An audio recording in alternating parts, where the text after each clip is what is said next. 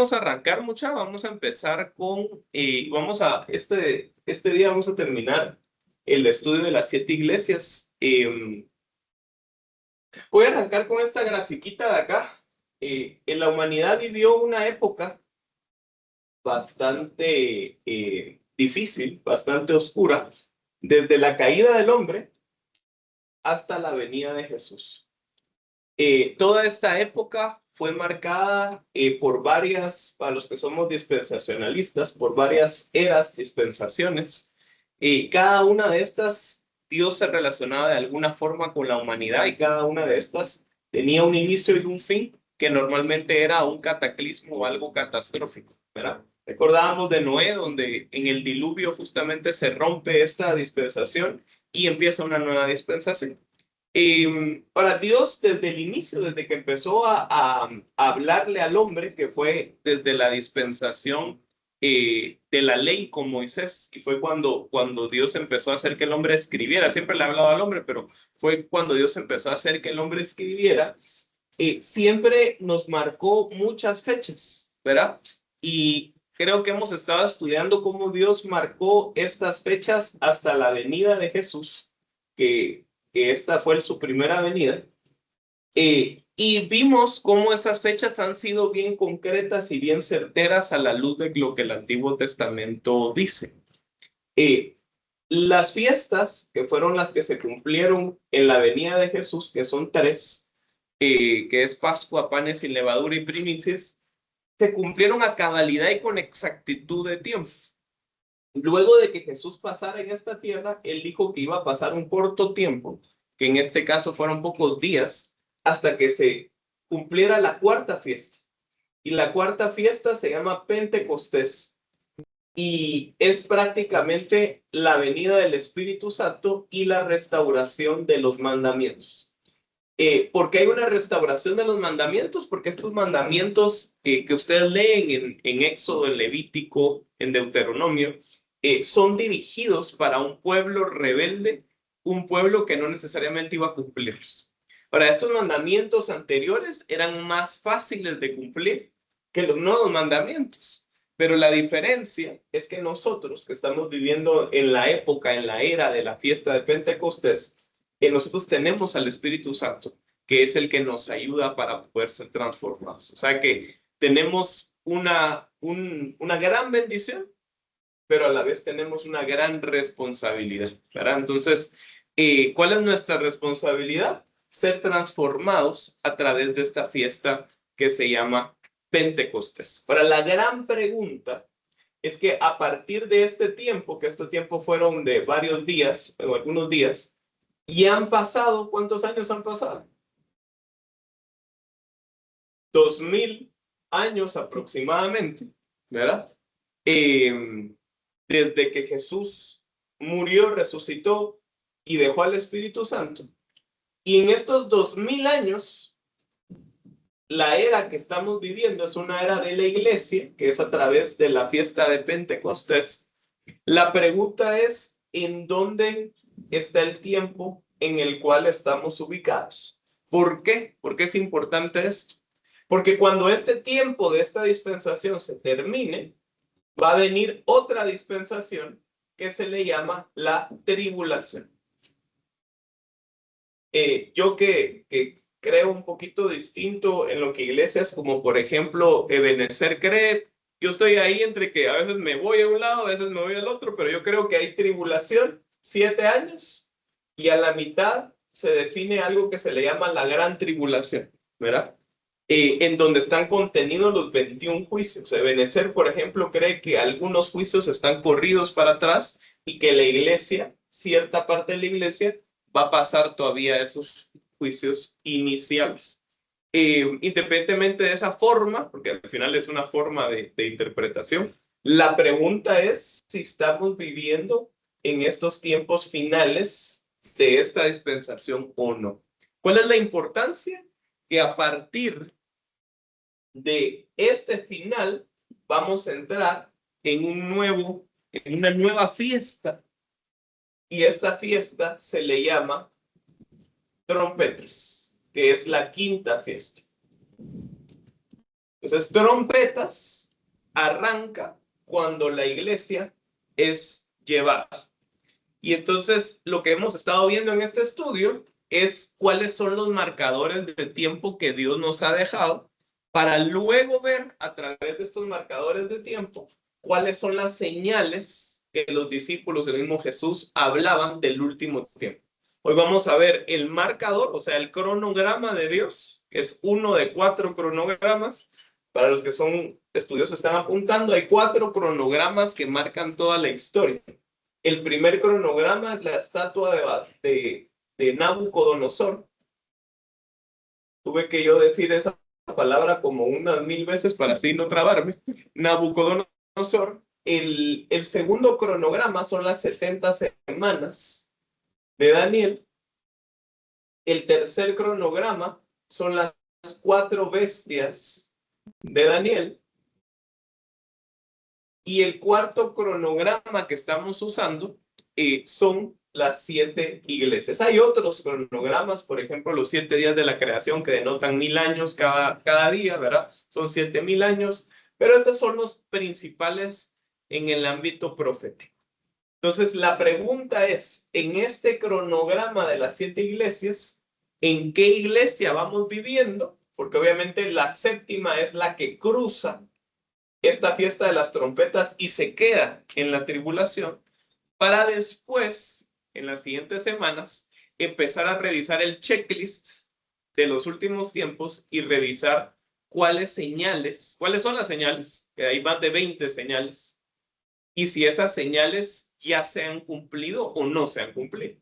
La señal más grande para spoilerearles es el resurgimiento de Israel como nación. Esa señal fue impresionante. Está rodeada de múltiples milagros sobrenaturales, incluyendo una guerra en donde Israel tenía una, casi, no sé cómo dice, 1/100, una centésima parte de ejército de los pueblos que lo atacaban, y aún así Israel ganó la guerra. Había un montón de milagros, desde cómo los judíos llegaron y regresaron con aviones gratuitos de todo el mundo a volver a ser una nación. Milagros como una nación que estuvo extinta 2000 años, 1000 y pico de años, volver a tener su idioma original en el país y en la tierra original donde habitaron hace 1000 y pico de años. Es algo nunca visto, nunca visto. Y ese es la señal primaria que nos dice que la iglesia está en los últimos tiempos. Por eso lo vamos a ver en las siguientes semanas. Hay otras señales, ¿verdad? El surgimiento de todo este movimiento LGBT, el surgimiento de la inteligencia artificial, está datada en la Biblia, en el libro de Daniel, y es algo medio espantoso, ¿verdad? Porque a medida que aumente el conocimiento va a aumentar la maldad. Y así, hay un montón de señales que vamos a ir viendo. Hay señales que no se han completado. Hay algunas señales del mar, del océano, que no sabemos qué son.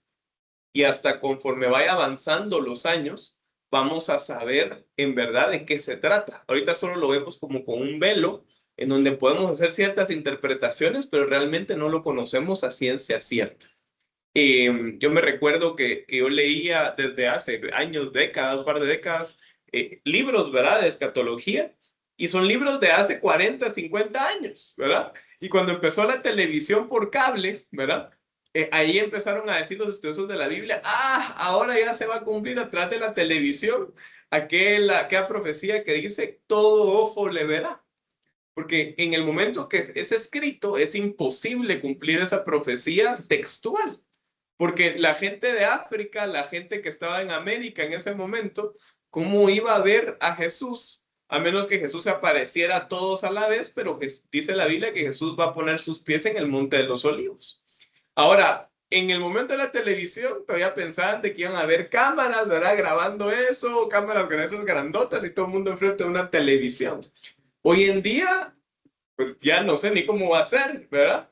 Porque realmente la tecnología ha estado avanzando de una forma grotesca, ¿verdad? Ni siquiera es una forma bendita, sino que es una forma grotesca, porque hay más cosas malas que buenas con este avance tecnológico. Obviamente, La Biblia dice, si entresacares lo precioso de lo vil, serás como mi boca. Eso lo que significa es que a pesar de que toda esta tecnología está basada en un plan satánico, eh, nosotros como iglesia, como hijos de Dios, tenemos que sacar lo bueno y tratar de aprovechar.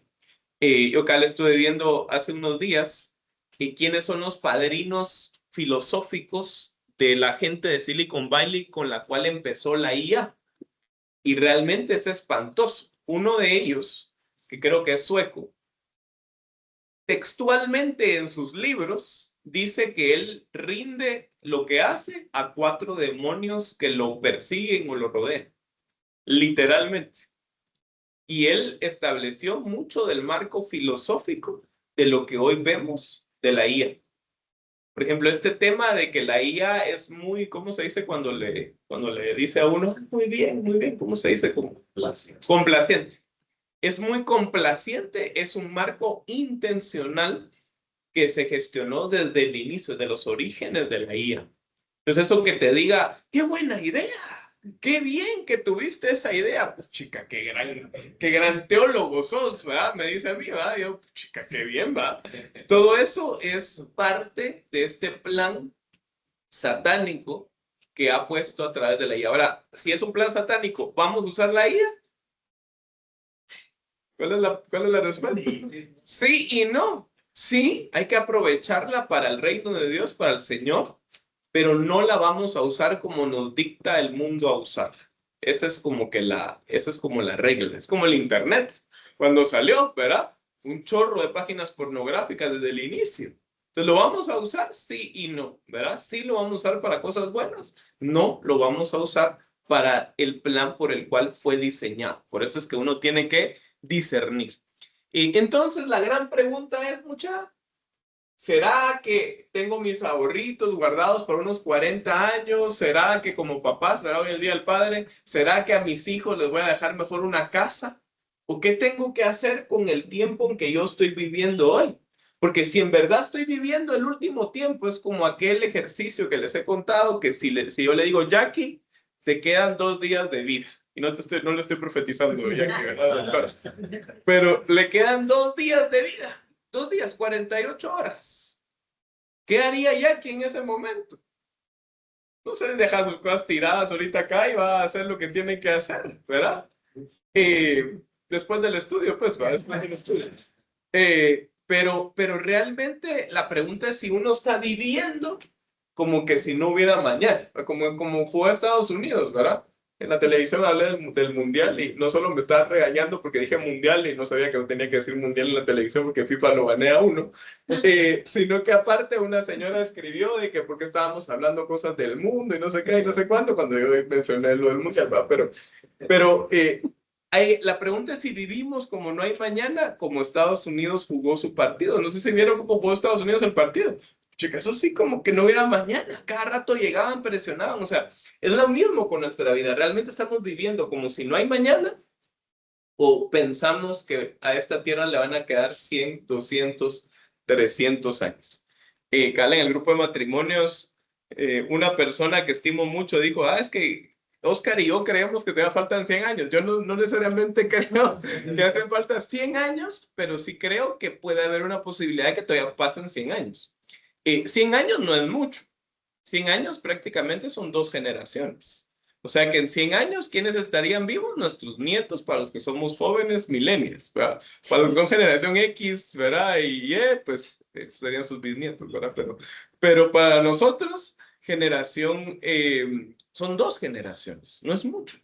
La pregunta es si nosotros lo que estamos sembrando hoy, lo estamos sembrando para una generación que va a ver a Cristo y va a ver esos últimos tiempos, tiempos de dolores de parto, ya cuando la mujer está así como, ya llévame al hospital, ¿verdad? O no, ¿verdad? Esa es la duda. Vamos entonces a empezar, vamos a seguir, más bien dicho, con la lectura de las iglesias. Y para recordar un poquito, les hice aquí un chivo en donde cada una de las lecturas de las iglesias determinan varias cosas. Si quieren ese chivo no se los apunté aquí. Lo primero que determinan es la parte pedagógica. Esta parte para nosotros es la más importante, que es cuál es la enseñanza que tiene esta lectura hoy para mí. Y eso vamos a estar enfatizando algunos puntitos para ver qué aprendemos de esta lectura. Lo segundo es la parte histórica. En esta no me voy a detener mucho, a pesar de que cada una de estas iglesias tiene una historia en ese primer siglo muy interesantes. Por ejemplo, Pablo, cómo estuvo yendo a esas iglesias, cuál fue el recorrido y demás. Todas las iglesias estaban en Asia, o sea, hay varias cosas interesantes de la parte histórica de lo que en verdad pasó en esas iglesias. Esto no lo vamos a estar viendo hoy casi nada. Ahora, lo tercero es la parte profética. Y esta parte es bien, bien importante y la vamos a estar viendo hoy porque estas iglesias son el marcador. O sea, Dios lo que hizo fue separar esta era de la iglesia en 7 partes. Ahora, ¿Dios separa en partes iguales? ¿Qué creen ustedes de lo que han aprendido en la Biblia? ¿Separan en partes iguales que miden lo mismo en tiempo? No, no. Que las matemáticas de Dios no son nuestras matemáticas. Nosotros pensamos linealmente. ¿Dios cómo piensa? Exponencialmente. Entonces, la forma en que Él separó estos 7 pedazos del tiempo de la iglesia no necesariamente es la forma que nosotros lo hubiéramos separado.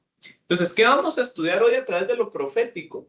Es cuáles son los puntos de quiebre que tuvo la iglesia y que ha tenido, porque todavía estamos en uno de los periodos, en estos 2000 años que ha existido, para ubicarnos en qué iglesia nosotros creemos que estamos y sobre eso ver cuánto falta de tiempo en la iglesia, según la iglesia en donde estemos. De hecho, con lo que dijo Oscar, la palabra dice que por misericordia Él acortó cierto tiempo en ciertas dispensaciones para... Y es bien interesante eso que dice Hans, porque ustedes han oído del absoluto en matemática. ¿Qué es un absoluto? Incluso el signo es, uno le pone una cosa así, ¿verdad? Entonces pone un número y lo pone absoluto. ¿Qué significa absoluto? Que no tiene un signo. El signo es irrelevante, o sea que el signo en sí, pero realmente la profundidad matemática es de que el signo puede ser más o puede ser menos, que es lo mismo. Solo es un paréntesis con lo que dijo Hans. La misericordia de Dios es absoluta. La misericordia se refleja en cosas que nosotros pensamos que son positivas o que son negativas. Y con lo que dijo Hans de acortar la vida o acortar los tiempos, es también al revés, porque Dios también alarga los días. Cuando uno honra a padre y madre, ¿qué es lo que dice la Biblia que pasa? La vida se alarga. Entonces, al final, el absoluto de Dios es su misericordia, sea que se acorte el tiempo o que se alargue el tiempo. Voy a cerrar el paréntesis. Entonces, vamos a empezar a revisar esto, pero con un contexto importante, porque este estudio fue abierto, la mesa está abierta para cualquier persona, porque así es Jesús.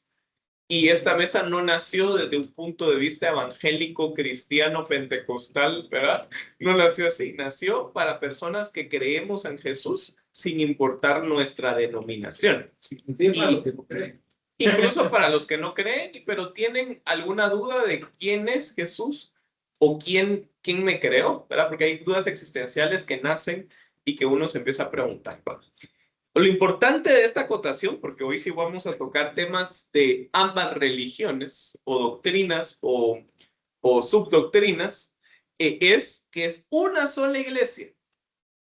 Una sola iglesia. Para el evangélico que crea que la parte evangélica protestante pentecostal es la iglesia, es una herejía. Para el católico que piensa que la iglesia es la iglesia católica, es la única iglesia apostólica y romana, esa de única es una herejía. Entonces, ¿por qué? Porque la iglesia desde el inicio se separó en varias formas de pensar. ¿Y por qué digo desde el inicio?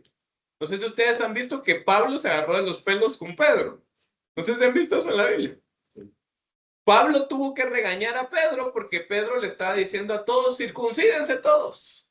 Porque obviamente Pedro venía de un mundo judío acostumbrado a cumplir la ley de forma exacta. Y desde el inicio tuvieron ese conflicto, Pablo y Pedro. sea, ni siquiera entonces un católico, un evangélico en Guatemala en el 2026, pues, ¿verdad? Entonces, Pablo y Pedro discutían de que si se tenían que circuncidar o no. ¿Cuántos de aquí están? No voy a preguntar, no voy a preguntar eso, pero... Entonces, realmente, estas distintas formas de pensar, Dios las utiliza en un misterio que se le llama el cuerpo de Cristo. ¿Por qué se le llama cuerpo de Cristo? ¿Será que el hígado es lo mismo que la mano? ¿Será que el vaso con B mayúscula es lo mismo que el riñón o el cerebro? No es lo mismo. Pero a pesar de eso, todos tienen que convivir para que juntos puedan hacer que un ser humano funcione. No tiene función, ¿verdad? Entonces, finalmente, esto es lo que ocurre en la iglesia. Y yo sé que en cada uno en su iglesia local y la iglesia, sobre todo que ha vivido durante años, ya sea en la niñez, en la juventud, les han metido ideas en la cabeza de que son la iglesia verdadera. Pues lamento decirles que todas las iglesias tienen errores doctrinales serios, son criticadas por otras iglesias que en algunos casos de las críticas tienen razón. Para los que están con los oídos sordos, no me hablen, no me hablen, no me hablen. Oigamos las críticas, porque las críticas de lo que yo creo, en algún porcentaje tienen razón. En algunas iglesias es más porcentaje que otras, ¿verdad? Dale, Walter. El ganador de la quiniela, ¿ve? Lleva 6 jornadas completas de primer lugar, así que dale, pues, Walter. Gracias por la publicidad. La duda es si lo que comentaste es estrictamente para la iglesia evangélica o católica, porque ahorita pensé rápido en los testigos de Jehová y en los mormones, que sí doctrinalmente son diferentes. Gracias. Y qué extraordinaria pregunta para tampoco caer en el ecumenismo. La plataforma sobre la cual se va a montar el anticristo, porque el anticristo es un ser político que va a nacer de una virgen, que va a nacer a través de una modificación genética, como lo dice Génesis 6, tiempos de Noé, como justamente nació Nimrod, por ejemplo. Pero el anticristo se va a posicionar políticamente con un brazo religioso. Ahora, el brazo religioso, distinto a lo que han dicho muchos evangélicos, no es Roma como la conocemos hoy, o sea, el papado. Es un brazo ecuménico. Son dos temas distintos. Y nosotros, yo en lo personal creo que la plataforma va a ser islámica. ¿Qué es ecumenismo? Ecumenismo, y pues con la pregunta de Walter vamos a responder, es la diferencia entre que yo le diga, miren muchacho, testigo de Jehová que estás conectado, no te preocupes porque lo que tú crees es parecido a lo que yo creo y nos va a llevar al mismo camino. O musulmán que tú estás conectado, no sé si vieron lo de las banderas de la FIFA pésima otra vez cayendo en la plataforma islámica, hizo que levantaran la bandera de Arabia. Incluso en Twitter, no sé si ustedes tienen Twitter o no, yo sigo siendo Twitter muchachos, tal vez estoy en mis días, pero en Twitter todos celebrando porque dice que entonces ellos ganaron el juego de las religiones porque como la bandera de Arabia tiene escrito el nombre de Alá y Alá no puede ser pisoteado y no puede ser puesto en el piso, entonces ellos pidieron antes del partido que hubieran 100 personas alrededor de la banderona y lo levantaran. Y fue la primera bandera que se levantó en el mundial. Las demás se mantenían en el piso por un tema religioso, ¿verdad? Y ojo, porque la FIFA sí castigó a Kaká en su momento cuando se quitó la camisa y puso I belong to Jesus, pero en este caso sí está siendo copartícipe del tema islámico. Por eso el mundo musulmán, el tema islámico, ha venido arrasando y va a seguir arrasando. Ahorita Europa está islamizada. ¿Por qué? Porque es la plataforma que va a ocurrir. Entonces, ¿qué es ecumenismo? Y justamente es la pregunta de Walter. Nosotros, a pesar de que somos un solo cuerpo, en donde hay calvinistas, donde hay católicos jesuitas, hay católicos franciscanos, hay neocatecumenales como Jacobo, por ejemplo, que yo tengo una admiración suprema hacia esa doctrina de la rama católica. Igual hay carismáticos católicos, hay reformados, hay bautistas, hay luteranos, hay pentecostales. Todos nosotros descansamos en una base doctrinal y esa base doctrinal se le llama sana doctrina. Ahora, ¿cómo sabemos que sí somos del cuerpo o no somos del cuerpo? Si la sana doctrina está inmersa. Entonces, ¿qué es la sana doctrina? Es la parte medular y es la parte que es algo que no se puede cambiar. En el mundo teológico se le llama toda la parte dogmática. Entonces, ¿cuál es la parte dogmática fundamental nuestra? Como cristianos, creemos que Jesús es el Señor, es Dios. Esa es una diferencia, por ejemplo, con los testigos o los mormones. Es el Salvador, o sea que con el sacrificio de Él fue suficiente para salvarnos. Creemos que la salvación es por gracia y no por obras. Y creemos que las obras son una consecuencia de la salvación que recibimos. Y creemos que solo hay un solo Dios al cual tenemos que adorar. Ahora, ¿qué pasa? Esa parte doctrinal básica, dogmática, central, la columna vertebral de lo que creemos, todas estas corrientes que dicté, y son probablemente 30, 40 más, lo creen. Entonces ahí podemos empezar a filtrar. Entonces decimos, bueno, mormones. ¿Mormones creen que Jesús es Dios? No. Que fue un profeta. La cienciología, ¿creen que Jesús fue Dios? No. Creen que fue un extraterrestre. Que fue uno de los extraterrestres mayores que vino. Entonces solo con eso ya decimos, mucha, esto no es cuerpo.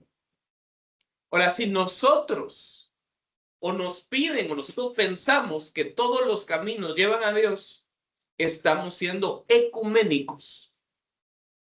Entonces, la integración de todas las corrientes religiosas en una sola se llama ecumenismo.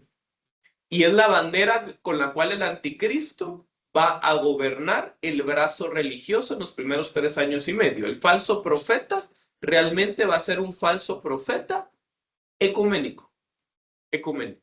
Inclusive en la iglesia primitiva, ya como iglesia católica, aún establecida ya por Constantino como una sola iglesia religión, había una división también, que uno decía que Jesús era creación, de Dios era su creación mayor, pero era creación, y la otra cosa decía que era Dios, que era parte de Dios. Y tardaron 90 años de llegar a un concilio que permitiera de la misma iglesia católica. Ahora, yo ahí donde quiero corregir el wording o las palabras, no es la iglesia católica. En la época de Constantino es la iglesia, el cuerpo. De que después por temas doctrinales se separó en católica o evangélica, son otros 20 pesos. Ahora, la pregunta central de lo que creemos cada uno de los que estamos acá, porque los que estamos acá, casi ninguno tiene las mismas creencias. Aún yo me pongo a hablar con Hans, por ejemplo, que yo desde hace 20 años te conozco, ¿verdad? Y yo sé que él no piensa igual que yo en varias cosas. Ahora, lo importante, que eso es lo que tenemos que pensar, es qué cosas nos ensucian la sana doctrina. Y eso es lo importante de este estudio bíblico, muchachos. Porque a través de la lectura de la Biblia, nosotros nos damos cuenta qué cosas incluso nos enseñaron nuestros papás, nuestros abuelitos, que no son. Es como aquel famoso que mi abuelita me decía, si comiste, no te metas a la piscina, porque te vas a morir. Mi abuelita incluso le agregó una más, porque su hermano como que se le agarró la pálida. Si comiste, no te vayas a cortar el pelo, así me decía mi abuelita. Porque a su hermano le agarró la pálida, comió y se fue a cortar el pelo y se quedó como tieso ahí, ¿va? Entonces ya le quedó el paradigma de que si come, entonces no se corta el pelo. Y así vivimos durante un montón de años sin cortarme el pelo porque acaba de almorzar, pues, ¿verdad? Y sabes que es bien importante esto, Oscar, porque uno a esas personas les atribuye autoridad y por admiración, por respeto, eso lo conserva uno como, y se convierte en parte de dogma de uno. No lo cuestionado. No lo cuestionas porque es un sacerdote que creció tu familia con él, es el pastor con el que tu familia fue formado, es el abuelo, es el papá, y es tan, eso lo aferras tanto que ni lo cuestionas y le das tanto valor que se convierte en casi que un principio para uno sin serlo. Ahora, ¿qué tiene que hacer uno para tampoco caer en religiosidad y ser un juez? Uno no tiene que cuestionarle al hermano, porque si uno sabe que el hermano, a pesar de que se llame católico o evangélico, es hermano, que es lo que estamos concluyendo ahorita, todos creemos que Jesús es Salvador, es Dios, todos los listas que hicimos, yo no le voy a cuestionar al hermano evangélico, mira, ¿por qué estás dando el diezmo? ¿Te está engañando el pastor? No es el diezmo, te está engañando, te está timando. ¿Por qué? Porque dice la Biblia que el mal se gana con bien. Y el mal al final es absorbido, es como reducido por algo que es bueno. ¿Qué tengo que hacer yo? Yo tengo que mejor hablarle más de la sana doctrina para que entonces él se convenza de que lo que está haciendo está mal, o está siendo manipulado, o está haciendo, o está metiéndose en la doctrina de la prosperidad, qué sé yo. Y finalmente quien convence es el Espíritu Santo, ¿no? Correcto, entonces de balde nosotros estamos discutiendo de temas no centrales y el que nos tiene que convencer es Dios. Entonces, idolatría hay en ambas iglesias. Hay unos que veneran a su apóstol, a su pastor, como que fuera un dios.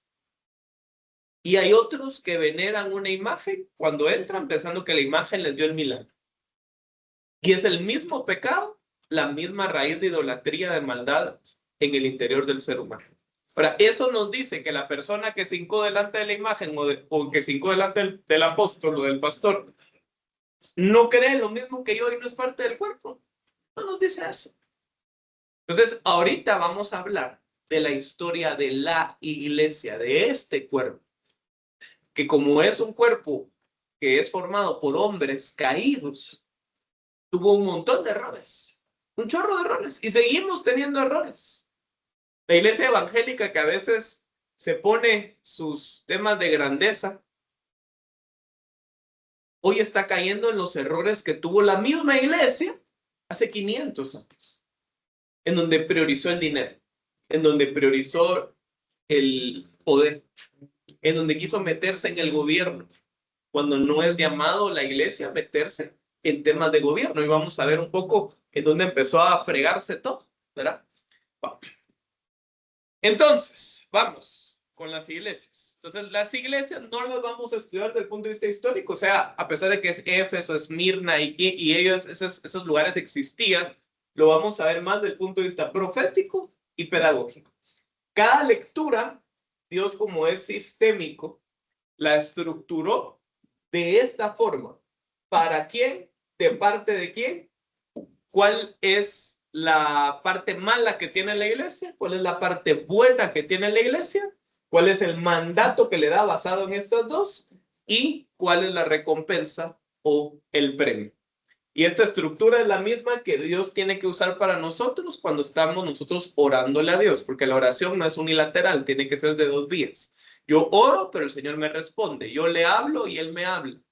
Pues cuando Él me habla, ¿qué es lo que me tiene que estar diciendo? Todas estas cosas. ¿Qué cosas son las que yo tengo mal? ¿Qué cosas son las que yo tengo bien? Hay gente que les gusta más empezar escuchando cosas que son las que tengo bien, pero Dios empieza con qué cosas tenemos mal muchas veces.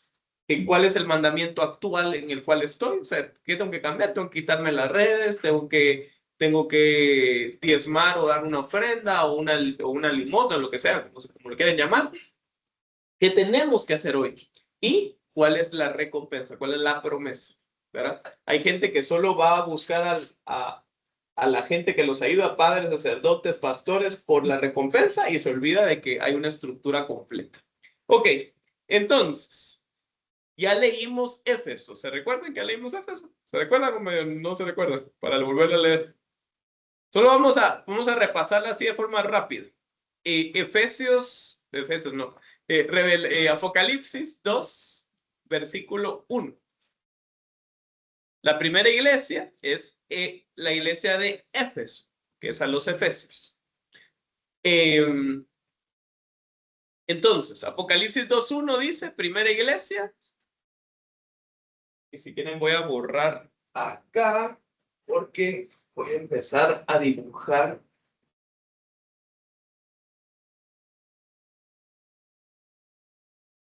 Voy a hacer una cosa importante. Voy a poner aquí las 7 iglesias. Y voy a poner aquí los años en los cuales la iglesia proféticamente estuvo. Y cuál es la cosa buena o mala o relevante que tuvo. Y cuál es la recompensa. Eso igual está en su infografía, pero que mandamos, pero igual vamos a ir leyendo. Entonces la iglesia de Éfeso dice, escribe el ángel de la iglesia de Éfeso. Esto dice el que tiene 7 estrellas en su mano derecha y se pasea en los 7 candelabros de oro. ¿Se acuerdan por qué describe eso? Porque esta parte inicial del saludo marca quién fue la estrella de la iglesia de Éfeso. Cada iglesia tiene una estrella. ¿Y quién fue la estrella? Juan. Porque Juan fue el que tuvo esta revelación justamente. Versículo 2. Conozco tus obras, tu duro trabajo, tu perseverancia. Sé que no puedes soportar a los malvados y que has puesto a prueba a los que dicen ser apóstoles, pero no lo son. Y has descubierto que son, ¿qué? Falsos. ¿Qué es lo que tiene que hacer uno siempre cuando uno está en una iglesia? Poner a prueba a su sacerdote, a su pastor, a su apóstol, no estar ciegamente en el lugar. Ahora, ¿van a tener errores? Chorros. Pero ¿qué es lo que no se pueden saltar? La sana doctrina. Si algún padre, sacerdote, obispo, pastor, evangelista, maestro, apóstol, se salta la sana doctrina, entonces es un pastor, padre, sacerdote, lo que sea, falso. ¿Y qué tenemos que hacer con los falsos líderes? Salir corriendo. Otra vez, van a tener un chorro de errores. Los errores no necesariamente son de que están fuera de la sana doctrina. Que hay gente que se está cambiando de iglesia cada rato porque mira un error del padre, sacerdote, pastor o los pastores y se cambia. Y eso no es. Tiene que ver más con la sana doctrina. ¿Tienen la doctrina o no tienen la doctrina? Versículo 3. Has perseverado y sufrido por mi nombre, sin desanimarte, lo vimos la semana pasada. Sin embargo, tengo en tu contra que has abandonado tu primer, ¿qué dice? Tu primer amor. Recuerda de dónde has caído, arrepiéntete y vuelve a practicar las obras que hacías al principio. Si no te arrepientes, iré y te iré a quitar tu lugar del candelabro. Pero tienes a tu favor que aborreces las prácticas de los ¿quiénes? Nicolaitas, las cuales yo también aborrezco. Hoy vamos a ver más adelante en otra iglesia quiénes son los nicolaitas. Versículo 7, el que tenga oídos, esta es la recompensa, que oiga lo que el Espíritu dice a las iglesias. Al que salga vencedor le daré derecho a comer el árbol de la vida, o sea, del fruto que está en el paraíso de ¿qué? De Dios. Entonces, esta primera iglesia, ¿de qué año a qué año va?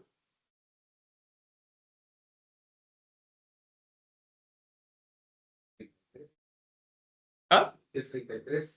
Del año 33, ¿sí? ¿A qué año? 55. Al año 100. Sí. ¿Qué es lo que marca el cierre de esta iglesia? El fallecimiento del testigo ocular de primera mano, el último testigo ocular de primera mano. ¿Quién es el último testigo ocular de primera mano? Juan. Entonces, justamente cuando fallece Juan, el que escribe esto mismo, se termina la época de la primera iglesia, que es Éfeso. Ahora, es bien interesante porque en Éfeso se tenía a una diosa importante que se llamaba Artemisa, que luego se le dio el nombre de Diana,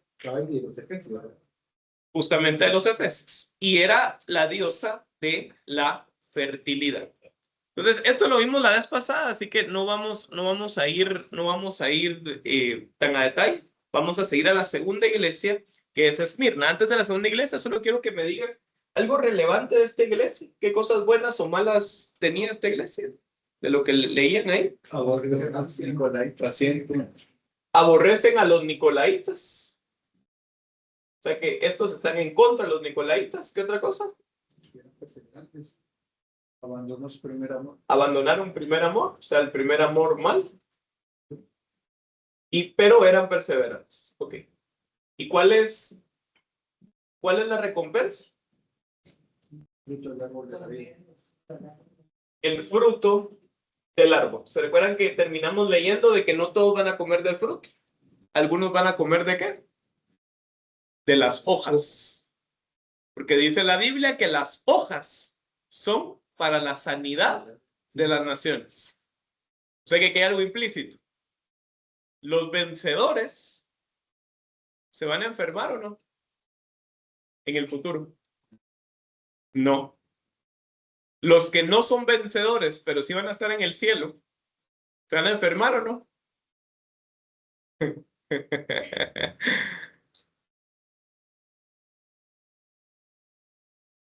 Sí, porque las hojas del árbol. ¿Te recuerdas la respuesta? Sí. Sí y no. Sí, pero no van a ser las enfermedades caídas que hoy conocemos. Va a ser como una falta de fuerza o debilidad, más que una enfermedad mortal, que son como la mayoría de enfermedades que tenemos hoy. Entonces, para ellos recuperar su energía, recuperar su fortaleza, ¿qué van a tener que hacer las naciones? Comer de las hojas. Hacer los tecitos de la abuelita, solo que tecitos celestiales. Por eso la pregunta, nosotros tenemos 3 grupos. Los llamados, los escogidos y los fieles. Todos los que ganan recompensa en Apocalipsis son los fieles. Por puro tema exponencial, estos son los muchos. Por eso dicen, muchos son llamados. Después, ¿qué dice? Pocos los escogidos. Y muy pocos, eso no lo dice, pero lo dice más adelante, 2 versículos después. No dice muy pocos, pero sí dice que hay fieles, que son algunos, poquitos, poquitísimos. Es exponencial también. Muchos, pocos y muy pocos. La pregunta es, ¿en qué grupo estamos nosotros? ¿En los que vamos a comer de las hojas? Que va a ser un buen premio. ¿O de los que vamos a comer del fruto? Entonces, lo que hagamos hoy determina esto en toda la eternidad. Por eso es tan relevante cada minuto de nuestra vida, porque cada minuto va a determinar lo que vivamos y la recompensa que tengamos en la eternidad.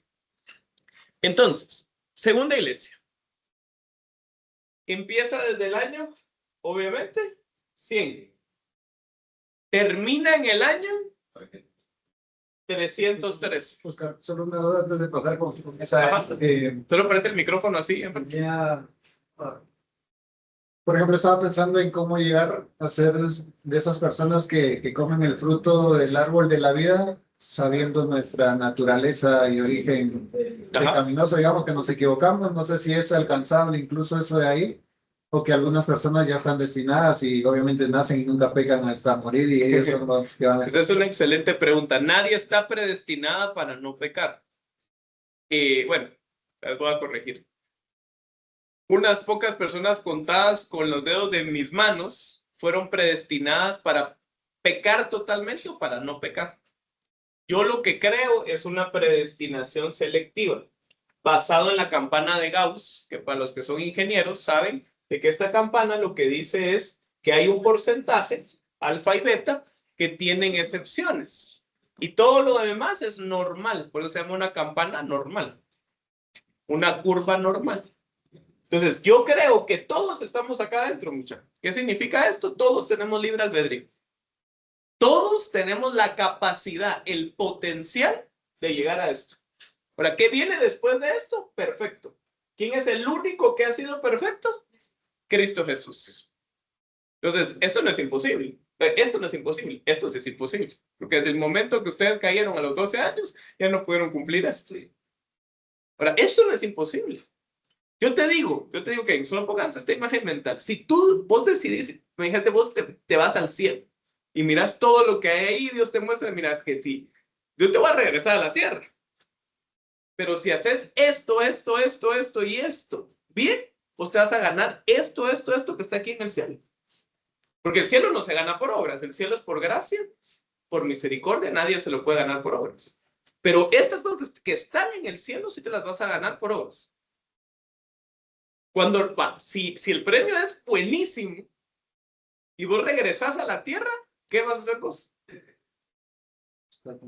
Hacerlo. Yo te aseguro que desde el primer minuto estás saliéndote de las redes sociales, tirando tu celular a la baby, yendo a hablar con aquel al que no perdonabas. O sea, te aseguro que así va a ser.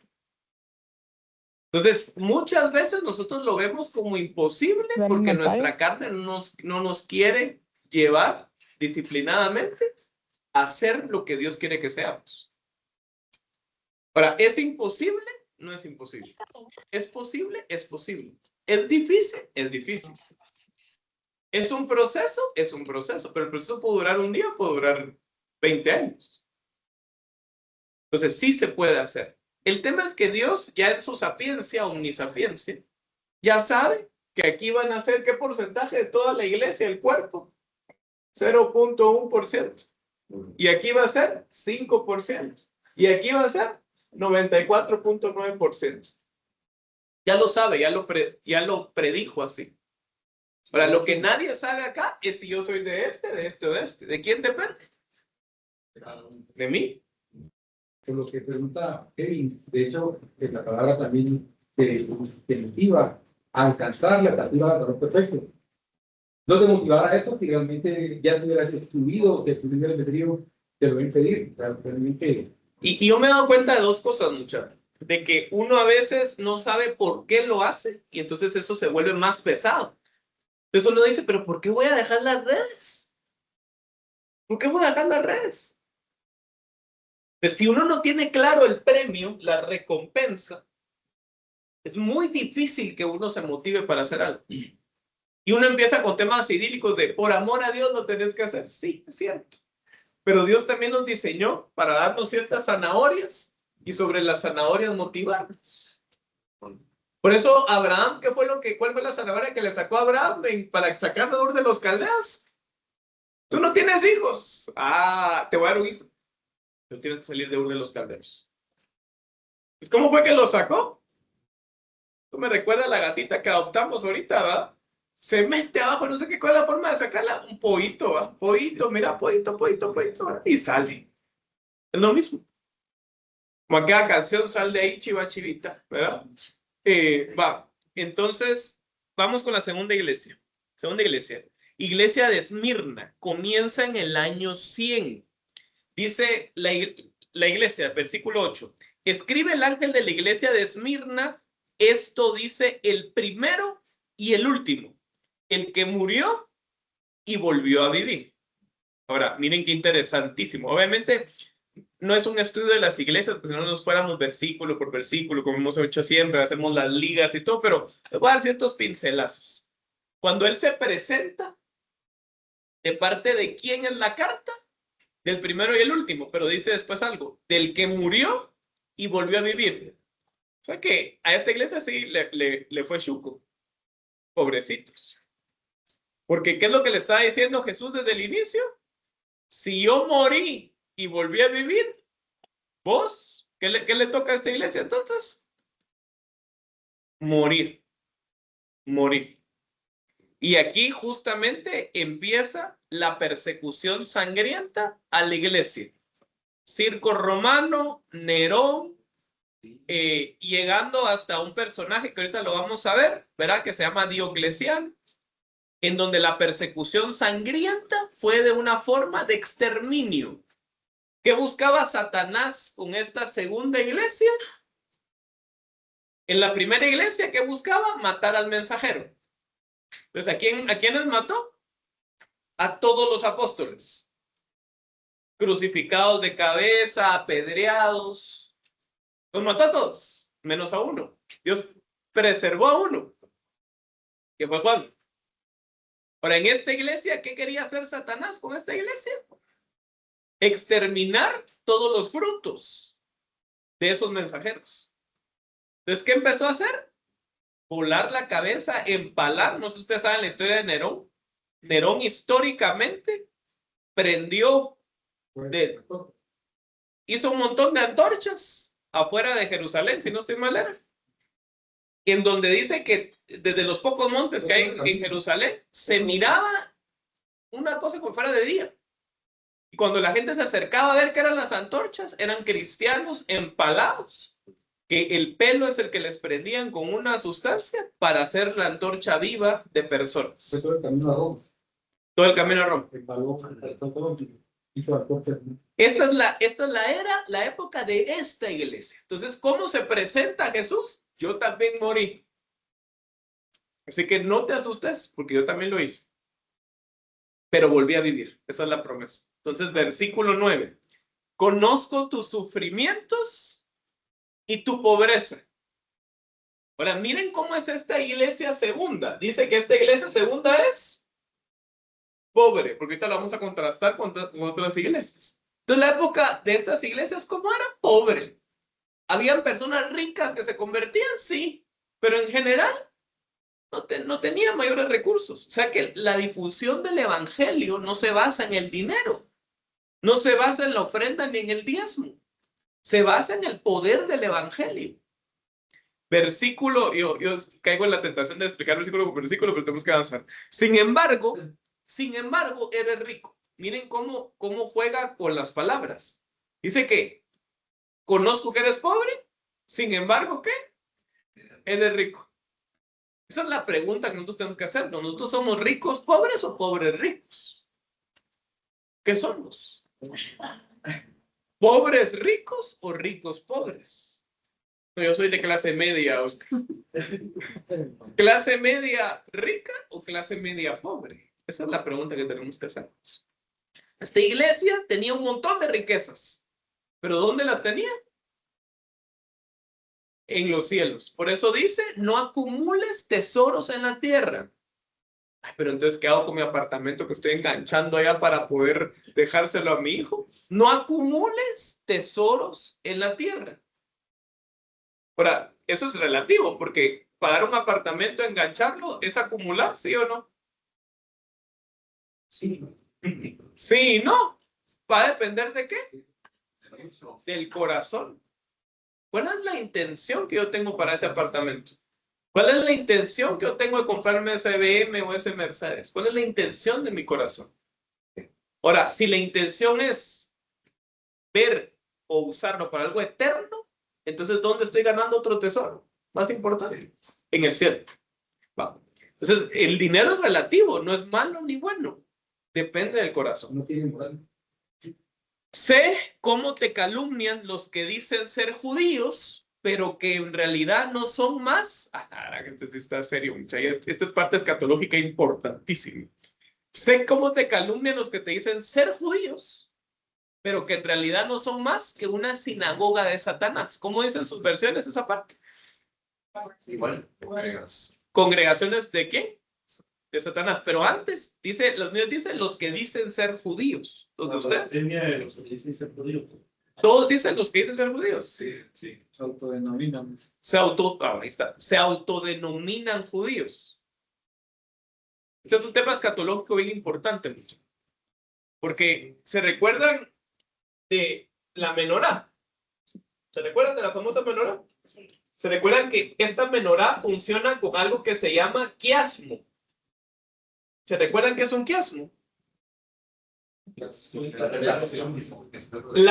primer brazo está relacionado al último brazo. Entonces, el estudio de este tema es bien rico. Hay muchas personas de que vamos a ocupar solo 1 hora y media, pero la verdad es que podríamos pasar aquí varios meses. Porque este quiasmo lo que significa es que la primera iglesia, que es Éfeso, se relaciona con la última iglesia, que la última iglesia es la Odisea. O sea que la segunda iglesia, que es Esmirna, se relaciona con la penúltima iglesia, que es, ¿qué? Filadelfia. Y nosotros, ya spoilereándoles, ¿en qué época estamos viviendo?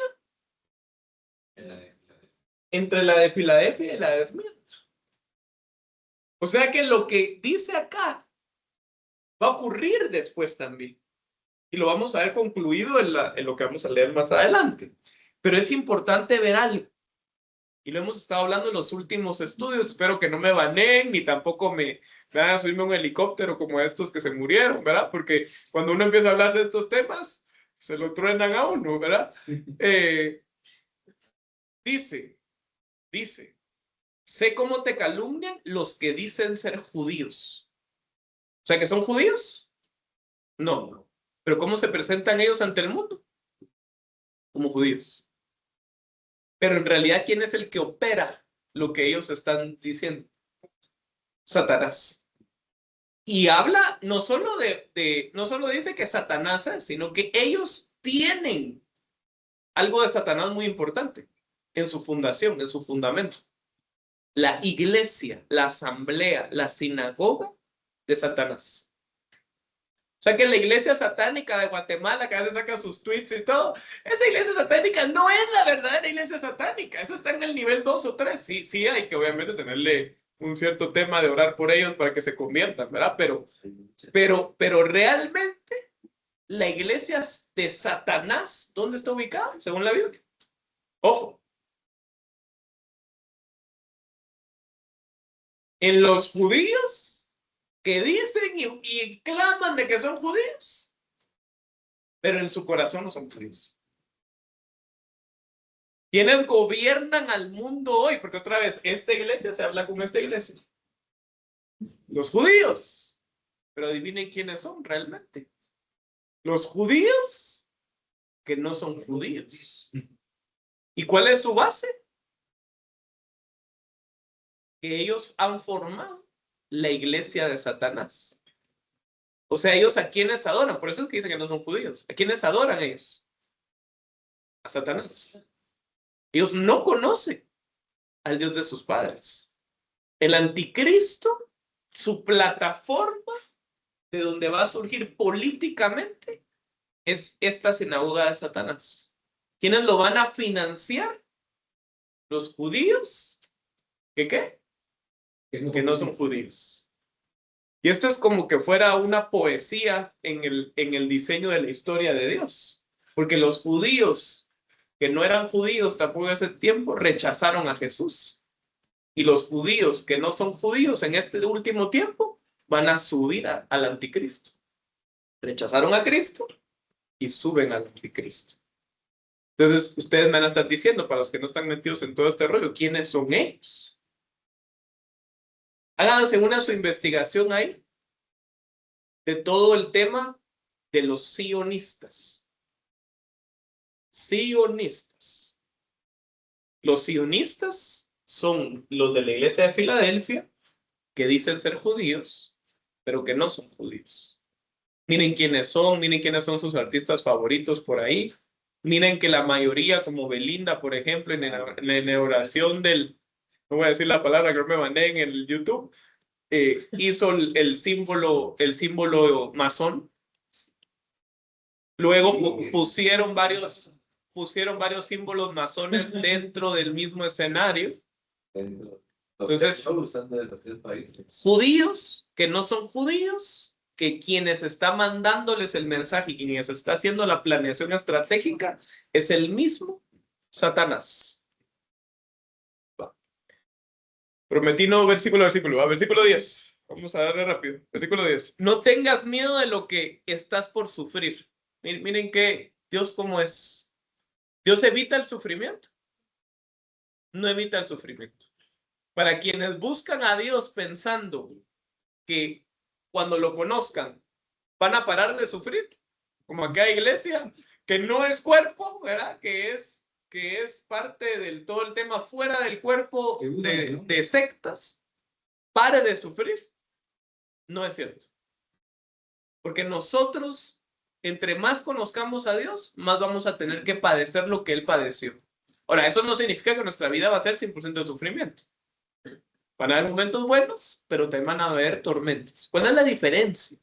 Es que nosotros, a través del Espíritu Santo, vamos a tener una paz que sobrepasa todo entendimiento y vamos a tener una paz en medio de cualquier tribulación o tormenta.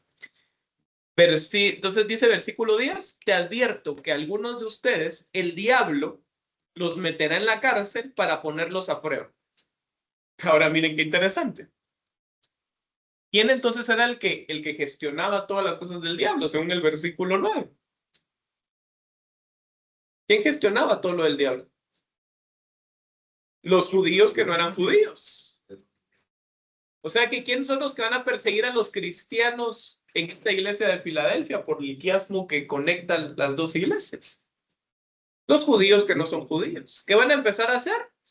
Darles hate a los cristianos. Entonces en X ya no pueden poner ustedes nada de Cristo o ponerse como que firmes, porque entonces el algoritmo judío no judío se los va a bloquear. Entonces van a empezar a haber un montón de oposición contra los cristianos que va a venir en aumento grandemente. Versículo 10, segunda parte. Y sufrirán persecución durante 10 días. Sé fiel hasta la muerte y yo te daré la corona de la vida. El que tenga oídos, que oiga lo que el Espíritu dice a las iglesias. Es lo que nos gusta escuchar, la recompensa. Al que salga vencedor no sufrirá daño alguno de la segunda muerte. O sea que los que no salgan vencedores, la antítesis, ¿qué es? Que sí van a sufrir daño alguno o algún daño de la segunda muerte.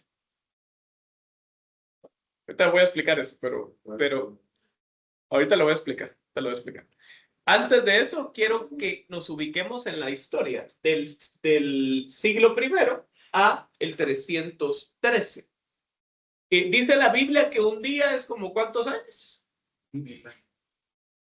1000 años, dice un versículo. Ahora, no sé si ustedes sabían de que las matemáticas de Dios, un mismo número, para las matemáticas nuestras, 1 es 1. Para las matemáticas de Dios, 1 puede ser 1000. Es como que fuera una matemática cuántica, la de Dios, más o menos, donde no hay lógica que es la que nosotros pensamos día a día. Ahora, dice Números 14:34, no vamos a leer por tiempo, que un día es también como un año. O sea que para Dios un día es como 1000 años, pero también un día es como ¿qué? Un año. Ahora, ¿cuántos años estuvo la iglesia siendo perseguida de una forma fatal históricamente? 10 años entre el 303 y el 303. ¿Qué ocurrió entre estos años? Diocleciano persigue con un decreto a cualquier cristiano que estuviera de pie. Y ese decreto justamente ocupó 10 años. ¿Hasta qué fecha? Hasta el Edicto de Milán. Eso sí lo han estudiado en los libros de historia. El Edicto de Milán. ¿Qué es lo que dice el Edicto de Milán y quién lo determinó? Nuestro querido amigo Constantino. Edgar Constantino Peláez. ¿Constantino fue bueno o malo? ¿Cómo lo han vendido los libros de historia? Muchos de ellos hechos por judíos que no son judíos, ¿verdad? Constantino fue alguien que aprovechó poco la iglesia para estabilizar el clima político de Roma. ¿Ok? ¿Fue bueno o fue mal?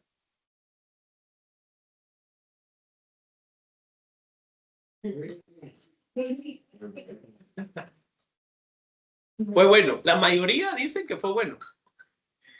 Pero realmente lo vamos a ver ahorita en la siguiente iglesia. Es que trajo muchos temas dañinos a la misma iglesia. ¿Por qué la gente piensa que fue bueno Constantino? Porque le dijo a todos, la religión cristiana tiene que ser aceptada y es más, va a ser la que todos van a practicar en toda la nación. A eso se le llama religiosidad. ¿La religiosidad es buena o mala? ¿Qué pasa si yo en la casa le digo a todos, todos tienen que ser cristianos desde ahorita y el que no sea, lo voy a castigar? ¿Será que van a ser cristianos de verdad? No van a ser cristianos de verdad. Y así nace la iglesia de Pérgamo, la tercera iglesia. Voy a explicar rápidamente antes de pasar de la tercera iglesia qué significa que no sufrirá daño alguno de la segunda muerte. ¿Cuál es la segunda muerte? ¿Cuál es la primera muerte? Para empezar, ¿cuál es la primera muerte? La natural, la que casi todos vamos a pasar. ¿Y cuál es la segunda muerte? La del juicio. La del juicio. Ahora, esa segunda muerte, ¿a dónde deriva? La primera muerte, yo vengo, y si me muero, me voy al Hades, me voy al seno de Abraham, al precielo. Para la segunda muerte, si yo me muero en esa segunda muerte, ¿a dónde me voy? Al lago de fuego. Ahora, recuérdense que aquí estamos hablando de quién es el vencedor. ¿Quién es el vencedor? ¿Y qué pasa con el resto?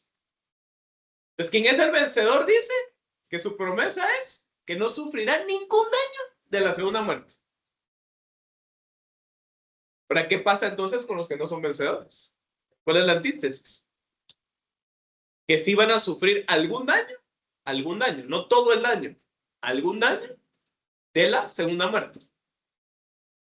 Ahora, ¿se recuerdan aquel versículo? No vamos a hilar tan fino por el tiempo, pero ¿se recuerdan de aquel versículo que dice que en el juicio de Cristo, que es de las obras, el bimá de Cristo, en ese juicio nuestras obras van a ser expuestas? Entonces va a venir Dios y va a decir, bueno, Hans, yo te di 10,000 pesos. Hablando de dinero. ¿Qué hiciste con esos 10,000 pesos? Cuando te los di ahorita en 2026. Entonces Hans dice, mira, fíjate que yo eso se lo di a aquella persona que me dice que se los diera. Perfecto. Entonces dice la Biblia que su obra, esa obra que hizo, fue una obra de oro o de piedras preciosas. Ahora, ¿qué pasa si me dice, Oscar, mira, ¿qué hiciste cuando yo te dije que le hablaras a tu vecino todas las semanas porque se sentía solo? Yo le digo, mira, fíjate que no fue todas las semanas, fue una vez al mes. Bueno, una vez al mes me va a decir. Entonces dice la Biblia en Pablo que su obra, mi obra va a pasar en el fuego y mi obra va a ser como plata, como bronce, ¿verdad? Como temas menores. Ahora, ¿qué pasa si Dios me dice a mí, mira, tenés que irte a predicar a Chinauta? Y yo vengo y digo, no, Señor, no lo voy a hacer. No lo voy a hacer. No me voy a ir de mi familia. Mis hijos están aquí en el colegio cerca, no me voy a ir.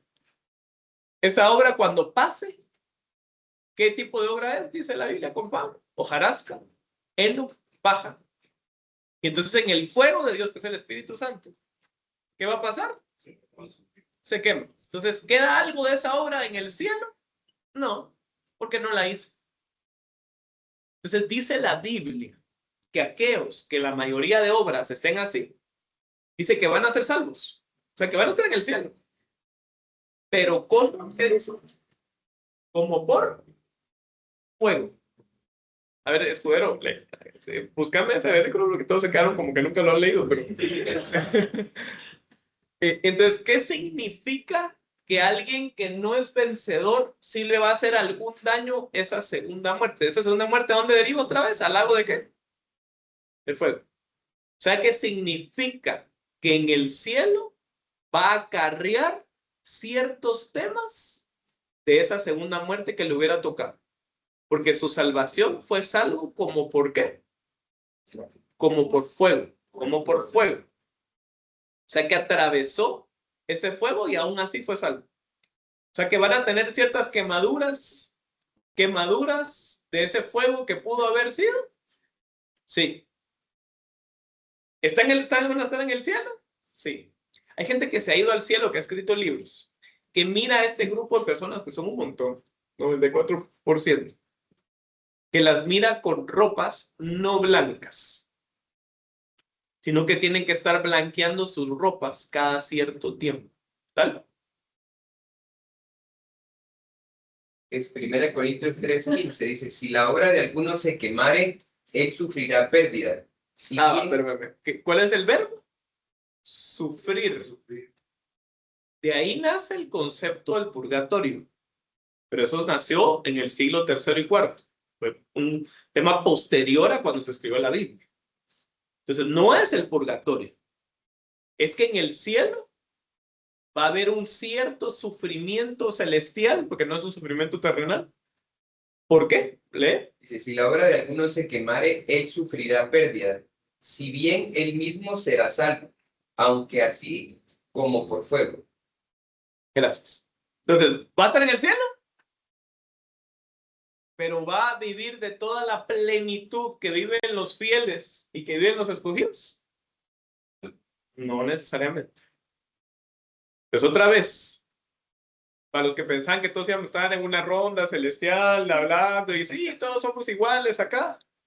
Dios no hace a todos iguales. Si no, volteen a ver, cada uno no son iguales. Y Él es meritocrático. Él, a pesar de ser la misericordia de Dios, ¿cómo se manifiesta en el cielo? Los que creyeron en mí, a pesar de haber sido lo que eran, son salvos. Entonces, ¿puedo ver a Bin Laden en el cielo? Sí. ¿Puedo ver a Hitler en el cielo? Sí. No le voy a decir Heil Hitler, obviamente, ¿verdad? Pero también es Dios es de méritos, de meritocrático. Entonces, si yo sé que mi hermano, hablando de hermano en Cristo, estuvo pero haciendo dando mal testimonio en redes y todo, toda su vida, y se murió así, se murió en un accidente por estar bolo, ¿verdad? Y era hermano en Cristo. Yo en el cielo no lo voy a poder ver igual que alguien que sí se esforzó. Entonces, la recompensa es lo que marca la meritocracia de Dios, la justicia de Dios. Va. Pero como que entre nosotros sí nos vamos a poder identificar. Tal vez no aclaré eso. En el cielo nosotros sí vamos a poder saber quiénes somos. E incluso vamos a poder saber qué hizo la otra persona en la tierra. Porque ustedes se recuerdan que el rico le habla a Lázaro y él sí sabía lo que Lázaro había hecho en la tierra. Incluso él sabía lo que sus hermanos estaban haciendo en ese momento en la tierra, porque les dice, manden a alguien a hablarles, porque Dios no quiero que ellos sufran lo que yo estoy sufriendo. Entonces la memoria se va a expandir a tal punto que voy a saber todo lo que Sebas hizo. Por eso dice la Biblia que todo sale a luz. Todo sale a luz. Qué vergüenza. Eso es lo que deberíamos de sentir a veces, vergüenza. Todo sale a luz. Ahora, ¿qué cosas son las que no vamos a saber? Las que fueron enterradas. ¿Y qué cosas son las enterradas? Las que fueron generadas o se fueron enterradas debido al arrepentimiento genuino. O sea que si nosotros nos arrepentimos genuinamente de un pecado, Dios lo entierra de una vez y para siempre y lo borra. Entonces eso ya no va a estar en la memoria compartida de todos. Lo borró el archivo.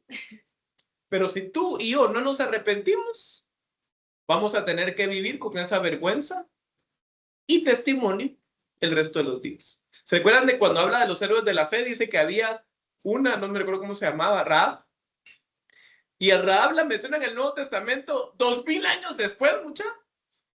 O no sé cuánto tiempo después. No, fueron 2000 años, fueron como 100 años después. 100 años después, y las menciona como la ramera. O sea, ¿se le había quitado el título a la ramera? No. Sí, fueron 2000, va. Ah, sí, tenés razón, fueron 2000. Va, sigamos, tercera iglesia.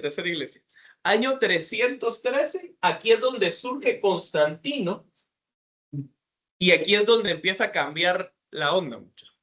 Y oigan, ¿ya vieron el contexto de cómo Dios le habló a la segunda iglesia? ¿Cómo le habló? Muy amoroso, pero también le dijo, vos, mira, vas a sufrir por mi nombre. Ahora miremos lo que le habla a esta tercera iglesia, Pérgamo. Dice, escribe el ángel a la iglesia de Pérgamo. Esto dice el que tiene la aguda espada de 2 filos. O sea que si está hablando de aguda espada de 2 filos, ¿qué es lo que significa? Guerra. Va. Versículo 13. Sé dónde vives. Entonces, ¿quién vive? ¿Quién vive? Parece llamada extorsión, ¿va? Sé dónde vives. Ahora, ¿dónde vivía esta iglesia? Ahí donde Satanás tiene su ¿qué? Su trono. Eso lo vimos en otro estudio. O sea que el trono de Satanás, ¿en dónde está entronado Satanás? En Pérgamo. En Pérgamo. Ahí tiene su trono Satanás. Satanás no es omnipresente. Tiene que habitar en un lado de forma fija y después se expande y va a recorrer la tierra, según lo que dice Job. Entonces, ¿dónde se tiene su trono Satanás hoy? En Pérgamo. Sin embargo, sigues fiel a mi nombre. O sea que a pesar de que él vivía ahí cerca del peligro, seguía fiel. No renegaste de tu fe en mí, ni siquiera en los días en que Antipas, mi testigo fiel, sufrió la muerte en esa ciudad donde vive Satanás. Entonces no solo tiene su trono, sino que también vive. Versículo 14. No obstante, y aquí empieza duro, mucho. Tengo unas cuantas cosas en tu contra. Primero, que toleras ahí a los que se aferran a la doctrina de ¿quién dice ahí? De Balaam, el que enseñó a Balac a poner tropiezos a los israelitas, incitándolos a comer sacrificios a los ídolos y a cometer inmoralidades, ¿qué? Sexuales. Entonces, no vamos a hacer esa parte, ni siquiera nos vamos a ir a la historia de Balaam, pero en resumen, mucha, ¿qué es lo que Dios está castigando o está diciéndole? Mira, iglesia, no hagas esto. Dice que es por las doctrinas. ¿Recuerdas sana doctrina? Está mezclando la sana doctrina con doctrina de Balaam. ¿Y qué es lo que hizo Balaam? Mezclar lo pagano con lo de Dios. Balaam fue aquel profeta que era un profeta pagano, que le pegó a la burra y la burra le habló incluso. Que él lo que empezó a hacer es traer de sus costumbres paganas y mezclarlas con las cosas de Dios. Entonces, ¿qué empezó a hacer la iglesia entre el año 313 y el 538? Que es donde va a terminar, ahorita vamos a ver por qué es 538. ¿Qué empezó a hacer la iglesia en ese momento? Mezclar las cosas paganas con las cosas de Dios. Y eso para Dios es un pecado grave. No le gustan las mezclas a Dios. Es aquellos evangélicos que dicen, no, pues que yo fui libre por gracia y entonces me puedo ir ahí a la party de gallo, ¿verdad? Cuando Dios te dijo que no vayas a ir ahí, entonces uno dice, no, pero yo puedo ir a evangelizar ahí a la fiesta de gallo, ¿verdad? ¿Qué estás haciendo? Mezclando lo pagano con las cosas cristianas. O aquellas iglesias que ahora se pusieron creativas, ¿verdad? Y sacan la música de Michael Jackson, que es una música pagana, y le cambian la música y le ponen letra de cristiana y se ponen ahí a hacer hasta su, ¿cómo se llama? El moonwalk, ¿verdad? Ahí en la iglesia. ¿Qué es eso? Mezclar lo pagano con lo cristiano. Ahora, interesante que esta iglesia se conecta con esta iglesia, que la vamos a ver ahorita más adelante. Porque en esta iglesia ocurre la conquista de América. Y cuando la conquista de América ocurre, lamentablemente, se empiezan a mezclar también lo pagano de lo santo. Y entonces, ¿qué empieza a pasar? Empiezan a haber unas mezclas horribles, en donde hoy miran a iglesias en Petén o a iglesias en el interior de Guatemala, en donde no se sabe si es santería o es iglesia. Porque están mezclando lo pagano de lo que es santo. Versículo 15. Toleras asimismo a los que sostienen la doctrina de los nicolaitas. ¿Para quiénes fueron los nicolaitas? Los nicolaitas nacen de Nicolás. Nicolás no es Papá Noel, ¿verdad? Sino que Nicolás es alguien que está mencionado en Hechos 6:5. Fue uno de los líderes de la iglesia primitiva. ¿Y qué se cree que pasó con Nicolás? Se desvió. ¿Y cómo se desvió? Se salió de la sana doctrina. ¿Y qué empezó a predicar Nicolás? ¿Y qué es este tema de los nicolaitas? Libertinaje bajo la sombría de la gracia. Entonces, ¿qué decía Nicolás y los nicolaitas? Muchas fuimos libres del pecado gracias a Cristo Jesús. Y aquel versículo que dice que donde hay pecado sobreabunda la gracia. Entonces, ¿qué tenemos que hacer para que haya más gracia? pecar más. Y entonces, ¿qué empezaron a hacer con la iglesia de esa época, los nicolaitas? Decirles, mucha, entre más pequen, se va a manifestar la gloria de Dios. Y entonces empezó a haber libertinaje sexual y empezó a haber un libertinaje en lo moral. Y empezaron a hacer un desmadre. Entonces, ¿qué es lo peligroso para nosotros? Mezclar lo pagano con lo santo, pero también tener un libertinaje basado en la excusa de la gracia. Pues, ¿qué pasa en estos siglos en la historia, muchachos? Aquí todavía era la última parte donde había un imperio. Toda la historia de la humanidad hasta este punto fueron imperios. No fueron naciones contra naciones o naciones mundiales. Fueron imperios. Y más o menos a la mitad de esta temporada, el mismo imperio de Roma, basado en las 10 tribus centrales, que eran como 10 partes que se dividía el imperio romano, se empezaron a pelear unas con otras. Y ahí cae el imperio romano. El imperio romano no cae porque alguien lo conquista, como si el imperio babilónico, el imperio griego, sino que el imperio romano cae desde adentro. Las 10 tribus empiezan a pelear, o las 3 partes del imperio, y empiezan a hacer que el imperio caiga. Y justamente el imperio se divide ya en pueblos europeos, donde ya empezaron a salir las naciones europeas en el año 476. Rómulo Augusto fue el último emperador romano y luego ya se dio paso a los pueblos europeos que van a dar paso después a las naciones europeas. Ahora, ¿qué ocurre cuando toda esta parte de la historia pasa? Como todo estaba hecho un caos, y Constantino había declarado justamente en el año 380 que el cristianismo era la religión oficial y única del imperio, ¿quién creen que empezó a tener más poder? Los líderes religiosos de esa época. Entonces, cuando los políticos están hechos un caos, ¿a quién voltean a ver? Al líder religioso. Ahora, ¿cuál es la trampa satánica? Mezclar la religión con la política. ¿Cuál va a ser la plataforma del anticristo? El anticristo junto con el falso profeta unidos. Entonces, ¿al Señor quiere que nosotros nos mezclemos en política? De ninguna manera. De ninguna manera. ¿Para qué ocurre? Estos obispos, porque la palabra obispo es una palabra bíblica, en inglés es bishop, estos obispos estaban puestos por sectores y el obispo de Roma, porque obviamente ahí estaba el centro del imperio romano, empieza a adquirir más poder que el resto de obispos. Entonces, cuando el imperio romano cae, este obispo empezó a tener más poder y más influencia política. Y a este obispo, el resto de obispos, porque él estaba en la capital del imperio romano, le llamaban obispo padre. En el idioma que se hablaba en ese momento, obispo papa. Y entonces, en el año 538, por eso es que aquí es el fin de esta iglesia,